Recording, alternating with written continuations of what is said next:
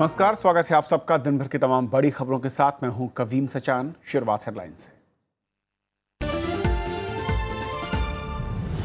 शक्ति परीक्षण में हिस्सा नहीं ले पाएंगे उत्तराखंड के बागी विधायक, सुप्रीम कोर्ट का राहत देने से इनकार। कल सदन में विश्वास मत पर होगा मतदान।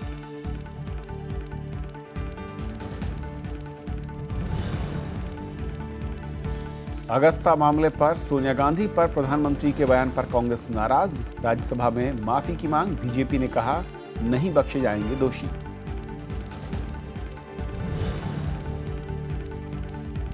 बीजेपी ने सार्वजनिक की प्रधानमंत्री की डिग्रियां। अमित शाह का केजरीवाल पर गुमराह करने का आरोप। आम आदमी पार्टी ने किया दावा डिग्रियां फर्जी।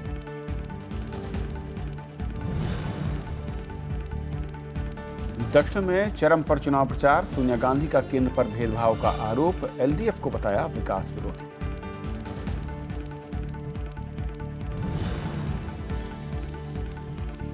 दस साल बाद सूरज पर लगी बुध की बिंदी। पृथ्वी सूरज के बीच से गुजरा बुध ग्रह। भारत समेत दुनिया के कई हिस्सों में दिखा अद्भुत खगोलीय नजारा। और आइए देखते हैं पहली खबर।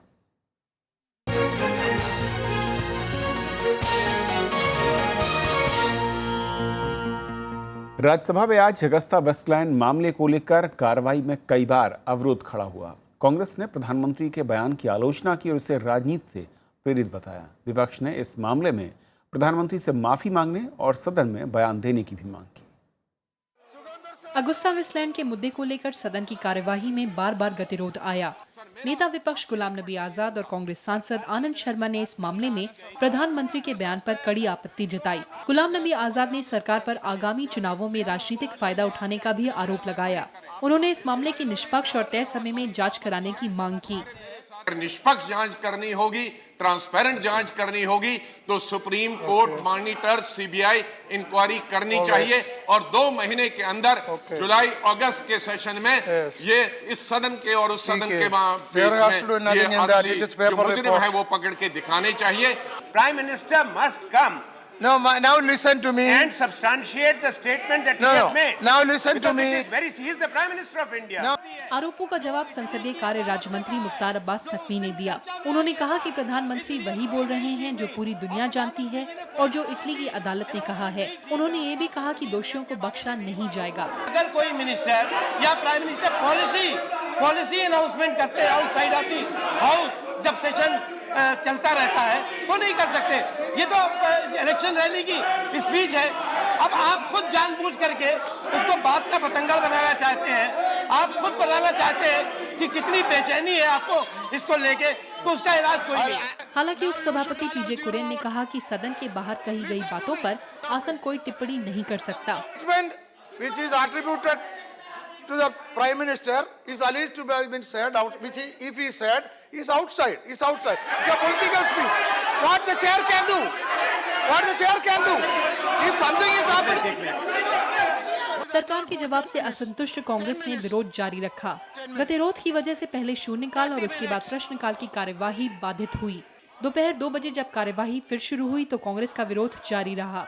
उपसभापति ने हिदायत दी कि अगर इसी तरह गतिरोध चलता रहा तो बिना चर्चा के ही बिलों को पारित कराना पड़ेगा। This attitude, this disruption continues. The chair will be forced to pass these bills without discussion. इसके बाद भी गतिरोध नहीं रुका, जिसके बाद कार्यवाही दिन भर के लिए स्थगित कर दी गई। कृति मिश्रा, राज्यसभा टीवी। और इस मसले पर और बातचीत करने के लिए हमारे साथ स्टूडियो में है शेखर अय्यर, राजनीतिक संपादक है डेक्कन हेराल्ड से। शेखर, स्वागत है आपका। शेखर, बहुत ही मैं कहूँ कि इस मसले को लेकर पहले चर्चा भी हुई और दोनों पक्ष, सत्ता पक्ष और कांग्रेस के बीच में तीखे आरोप लगे थे, लेकिन ऐसा लगता है कि भले ही सदन के अंदर बहस खत्म हो गई हो, लेकिन उसको लेकर राजनीति अभी भी जारी है। बिल्कुल। और कांग्रेस का तकलीफ मुझे समझ आ रहा है, क्योंकि उनको पता है कि ये जो डिमांड कर रहे हैं कि सुप्रीम कोर्ट मॉनिटर का ये हो और जल्दी ख़त्म हो इन्वेस्टिगेशन, ताकि वो जो बार बार कहते हैं दूध का दूध पानी का पानी, लेकिन उनको भी पता है कि कोई जल्दी भी नहीं होगा। सरकार का कुछ भी इंटेंशन कुछ भी हो, अगर, क्योंकि अभी शुरू हुआ है, हम जो देख रहे हैं कि अभी ईडी खोज खबर कर रहा है, क्योंकि मनी ट्रेल को ट्रैक करना है, कई चीज़ें हैं। लेकिन हाउस के बयान मतलब बहस के दौरान जो चीज़ें निकली है वो सारे इंडिकेटिव टाइप है और इंसिनेटिंग टाइप की जो कांग्रेस मानती है। तो कांग्रेस का प्रोटेस्ट करना एक प्रकार से अपने आप को क्यों कांग्रेस इतनी एग्रेसिव हो रही है जब इस इश्यू पे कहीं ना कहीं वो डिफेंसिव भी महसूस कर रही है। और ये जो जब चुनाव चल रहा है केरल में और तमिलनाडु में और ये पॉलिटिकल स्पीचेस हो रहे हैं जिसमें प्राइम मिनिस्टर ने भी हाउस में कभी तो कुछ नहीं बोले लेकिन ज़रूर पॉलिटिकली बोले, वो भी कांग्रेस के रिएक्शन पे। वो जिस दिन कांग्रेस ने अपने सेफ डेमोक्रेसी करके जो दिल्ली में उन्होंने मार्च निकाला था, तो कहीं ना कहीं कांग्रेस भी उसको सड़क पे उतरी है इस इश्यू को लेकर, क्योंकि वो भी इलेक्शन का वो भी एक पार्ट ऑफ इलेक्शन उनकी जो ये है कि भाई हम स्ट्रेटेजी है भाई हम कोई दोषी नहीं है।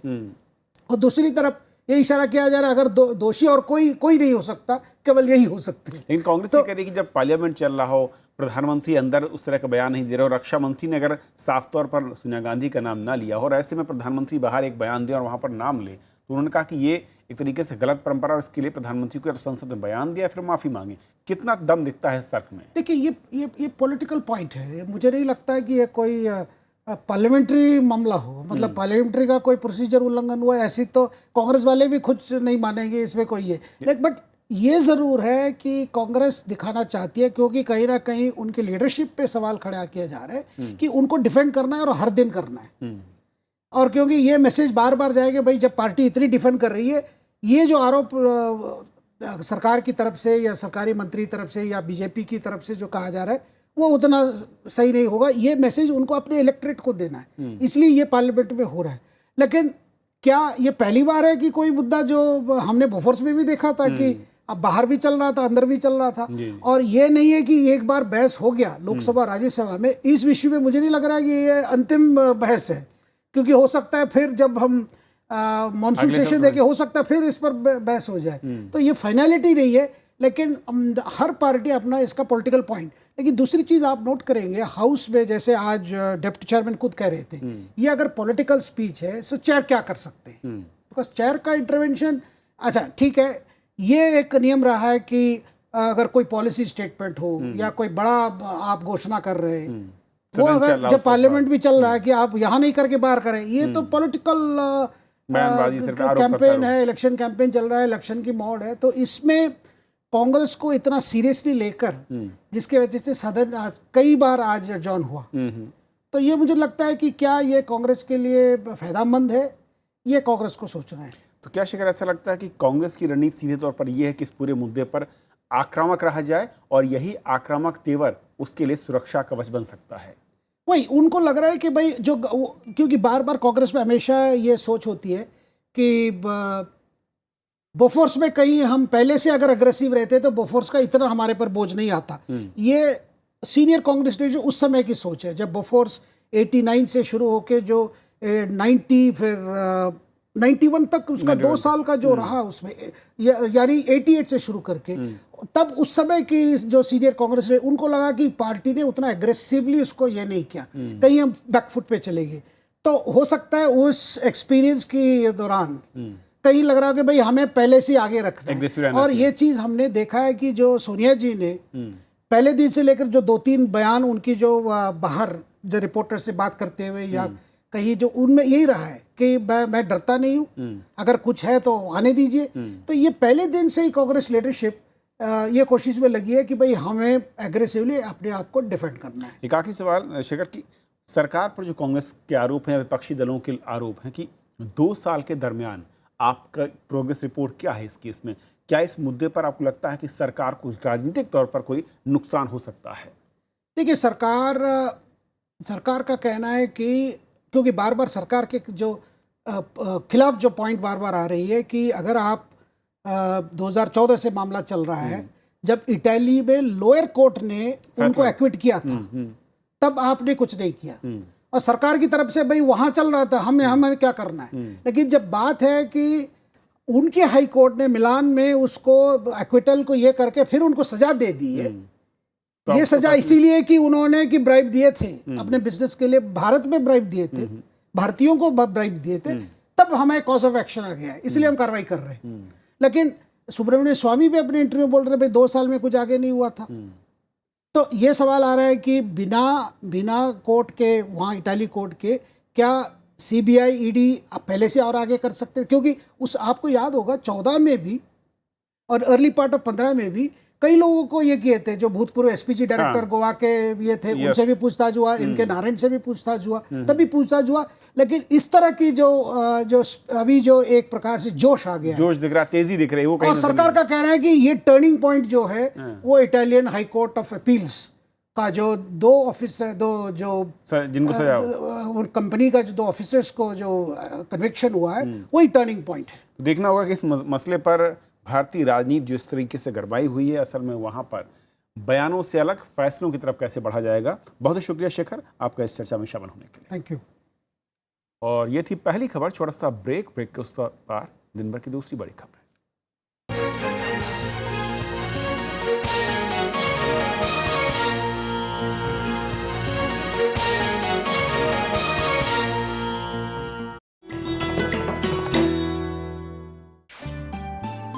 सरोजनी नायडू स्वतंत्रता सेनानी, कवयित्री और वक्ता, कांग्रेस की अध्यक्ष निर्वाचित होने वाली पहली भारतीय महिला सरोजनी ने 13 साल की उम्र में रची थी पहली कविता। आजादी के बाद वो बनी देश की पहली महिला राज्यपाल। भारत कोकिला के नाम से मशहूर सरोजनी नायडू है नारी शक्ति की अनूठी मिसाल।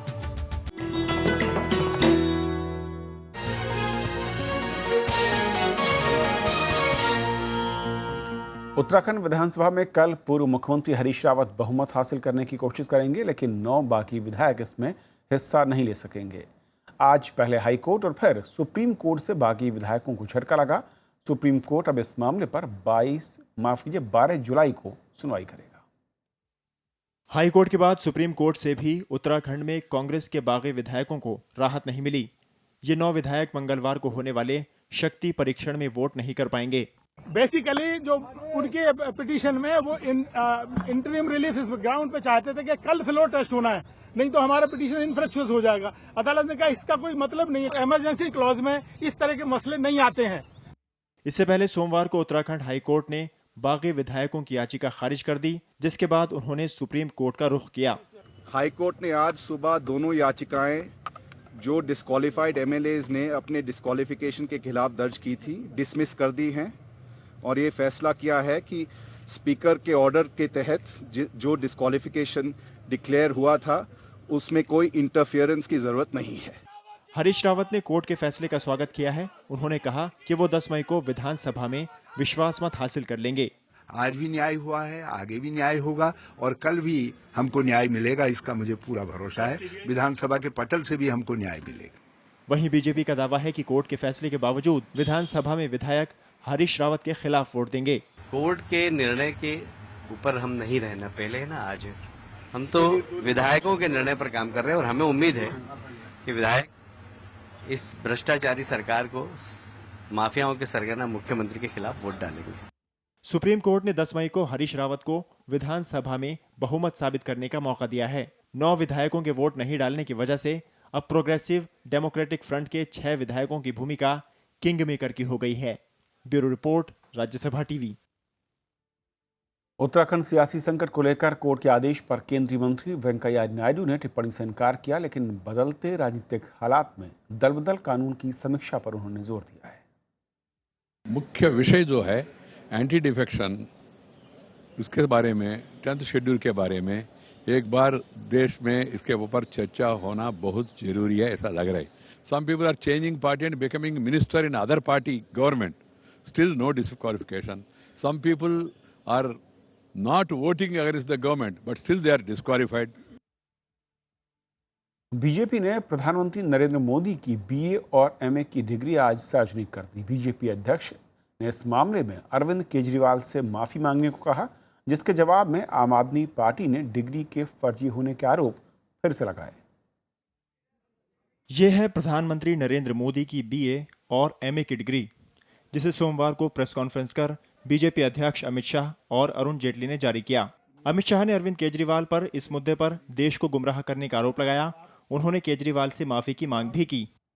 मैं मांग करता हूं कि केजरीवाल जी ने देश और दुनिया की दोनों की माफी मांगनी चाहिए। जब आपके पास कोई पुख्ता सबूत नहीं थे कि डिग्री आप फर्जी हैं, तो इतना बड़ा सवाल आपने कैसे खड़ा कर दिया? इसके जवाब में आम आदमी पार्टी ने डिग्री को फर्जी बताया। आम आदमी पार्टी के नेता आशुतोष ने कहा कि नरेंद्र मोदी की मार्कशीट और डिग्री अलग अलग साल के हैं और नाम में भी अंतर है। जो डिग्री दिखाई गई है वो डिग्री फर्जी है। ये 1977 की मार्कशीट है और यह है डिग्री। इस डिग्री में क्या साल लिखा गया? 1978। जरा जनता के सामने वो एफिडेविट भी पेश करिए जिसमें नाम बदला गया। कांग्रेस ने भी डिग्री से जुड़े तथ्यों पर सवाल उठाए हैं। वाम दलों ने इस मामले की जांच की मांग की है कि बजाय माननीय अमित शाह जी और माननीय जेटली जी पर निर्भर रहने के,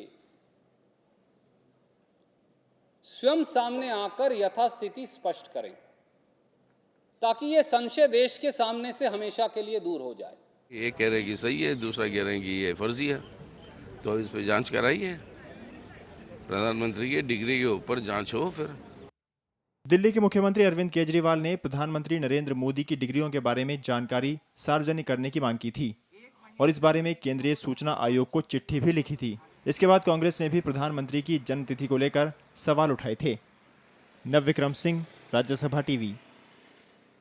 कांग्रेस अध्यक्ष सोनिया गांधी केरल में सत्ताधारी यूडीएफ की जीत सुनिश्चित करने के लिए खुद मोर्चा संभाले हुए हैं।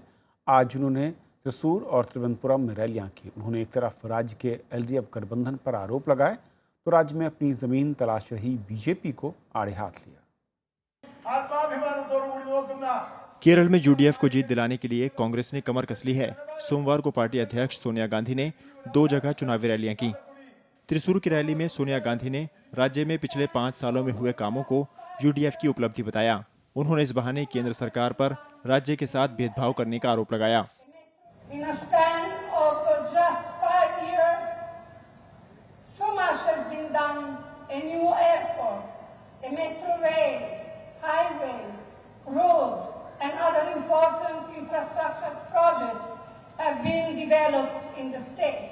And all this in spite of a hostile Modi government in Delhi.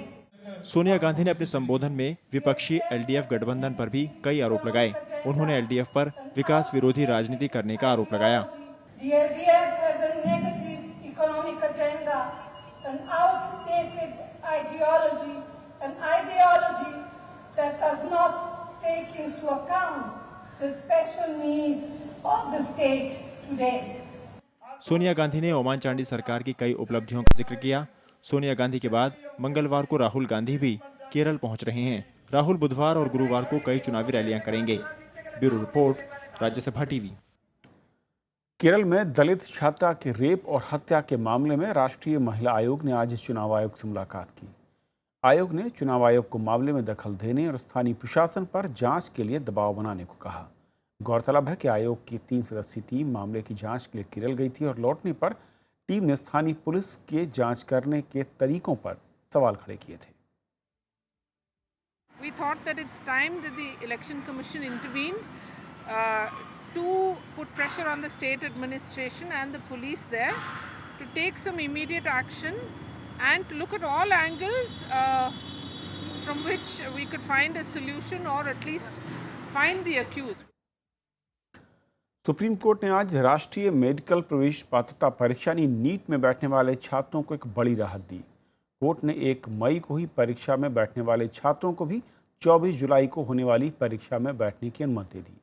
इसके साथ ही कोर्ट ने राज्यों की ओर से अलग से परीक्षा कराने की अपील खारिज कर दी। मेडिकल काउंसिल ऑफ इंडिया ने सुप्रीम कोर्ट में कहा था कि अगर इस वर्ष राज्य अलग से परीक्षा कराना चाहते हैं तो उसे कोई आपत्ति नहीं। कई राज्य भाषा और पाठ्यक्रम अलग होने के चलते नीट का विरोध कर रहे हैं।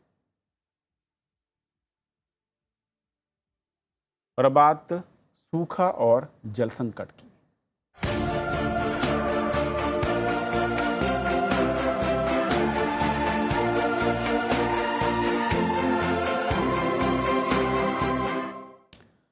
बुंदेलखंड का बांदा जिला भयानक सूखे और अकाल से जूझ रहा है। खेती पर जीवन यापन करने वाले किसान भुखमरी की कगार पर हैं।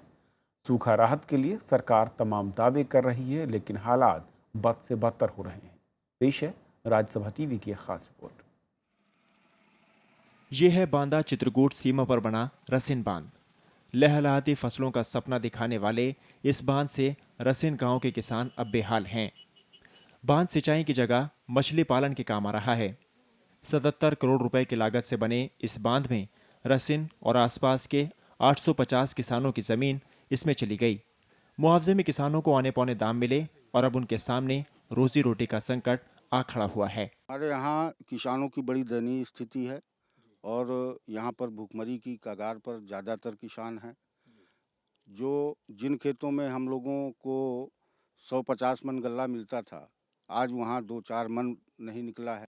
सरकार ने खाद्य सुरक्षा अधिनियम के तहत अनाज बांटने की शुरुआत की है, लेकिन भूखमरी की कगार पर खड़े कृषि मजदूरों की भूख से मौत ने राज्य सरकार की मशीनरी को आईना दिखा दिया है।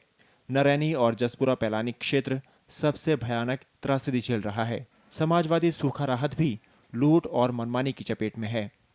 सूखा राहत की ये स्थितियां हैं कि हमारे यहाँ से राहत पैकेट जो आया है बांदा में, समाजवादी राहत पैकेट है और 1290 रुपए का राहत पैकेट है, लेकिन वो 1900 रुपए में बेचा जा रहा है उस किसान के दरवाजे तक, या तयशुदा मानकों के आधार पर जो उनके हिसाब से खरे उतर रहे हैं। टैंकर और राहत पैकेट उन्हीं गाँव में भेजे जा रहे हैं जहाँ से सपा के प्रत्याशी डिक्लेयर हो गए हैं। बांदा में कृषि संकट के चलते सबसे ज्यादा किसानों ने आत्महत्या की। यहां करीब 330 किसानों ने मौत को गले लगाया, लेकिन राजस्व विभाग इनको कृषि संकट की देन नहीं मानता। लगभग अगर हमारे यहाँ 100 बीघे जमीन है तो 100 बीघे में से ज़्यादा 40 बीघे में गेहूँ हुआ, बाकी वो ऐसे पड़ती पड़ा हुआ है। मतलब 20% गेहूँ पैदा हुआ, 80% सूखा रहा। हाँ, कुछ एरिया ऐसा है कि वहाँ तो हुआ ही नहीं है। बांदा में पारा 47 डिग्री सेल्सियस तक जा रहा है। वहीं भूख से गरीबों की मौत से राजनीतिक पारा भी बढ़ा है। सरकार से मिलने वाली राहत भी इन तक नहीं पहुंच पा रही है।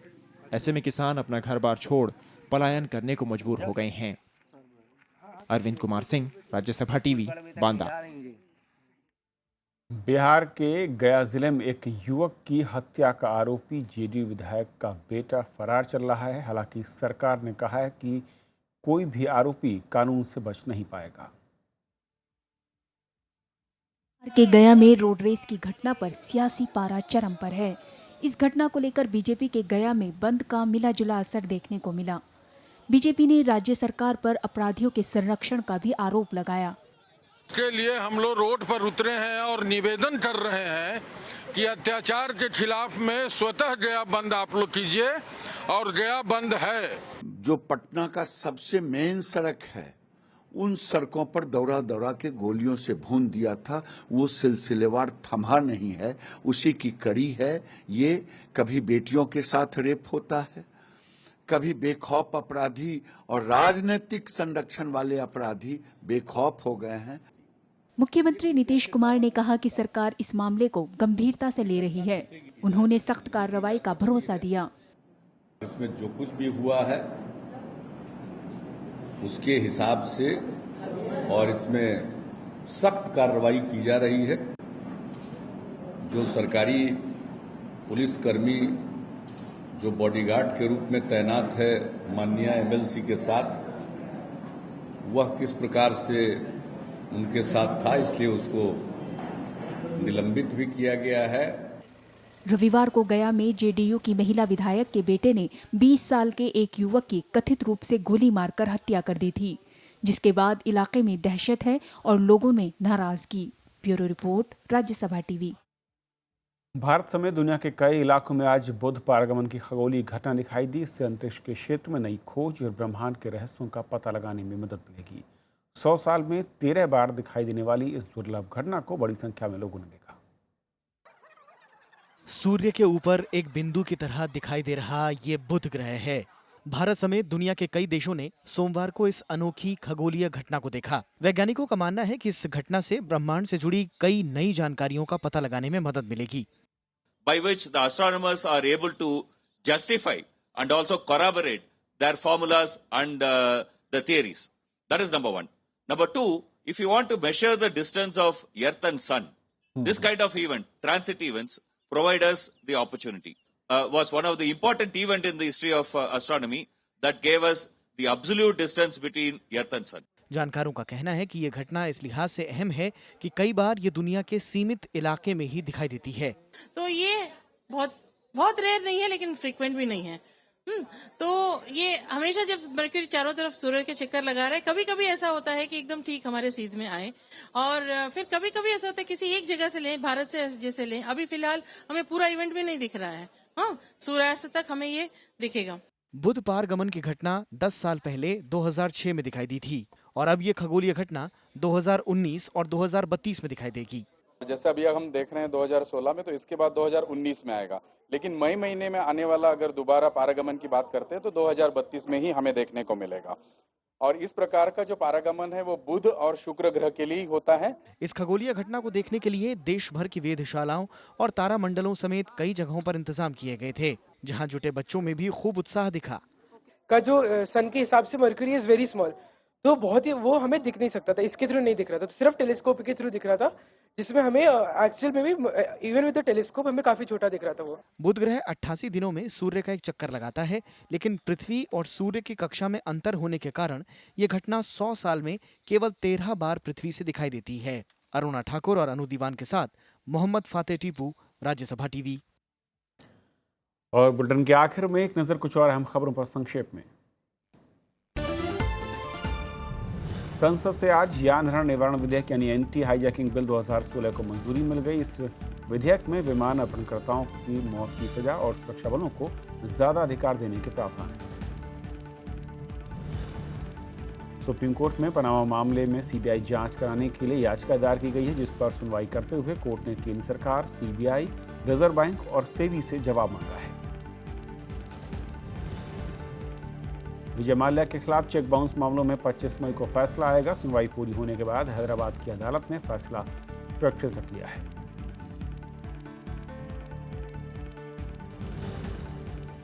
वोडाफोन ने 2012-13 के अपने खातों के विशेष ऑडिट को चुनौती देते हुए दिल्ली हाई कोर्ट का दरवाजा खटखटाया है, जिस पर हाई कोर्ट ने आयकर विभाग से 28 जुलाई तक जवाब मांगा है। गोवा की एक अदालत ने पूर्व शिक्षा मंत्री एंटासियो मोसेराटे के पुलिस हिरासत को 3 दिन तक बढ़ा दिया है। मोसेराटे को 16 साल की एक लड़की के साथ रेप के आरोप में 5 मई को गिरफ्तार किया गया था। छत्तीसगढ़ के रायपुर में बिजली विभाग ने बिजली के ट्रांसफार्मरों को ठंडा रखने के लिए कूलर लगाए हैं। गर्मी में कई बार ट्रांसफार्मर ज़्यादा गर्म होकर फट जाते हैं और ऐसी घटनाओं से बचने के लिए विभाग के अधिकारियों ने फैसला लिया। सोमवार को उत्तराखंड के केदारनाथ में भगवान शिव के मंदिर के द्वार खोल दिए गए। इसी के साथ 4 धाम यात्रा की शुरुआत हो गई।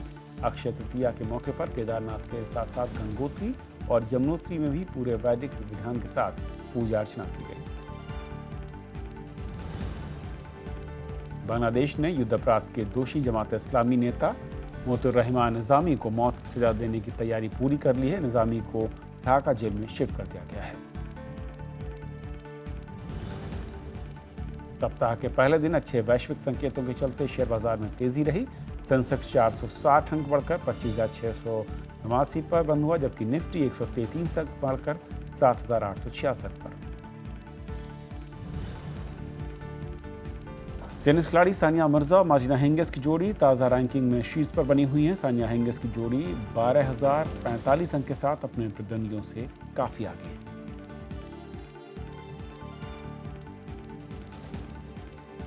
तो आज के सफर में इतना ही। नमस्कार।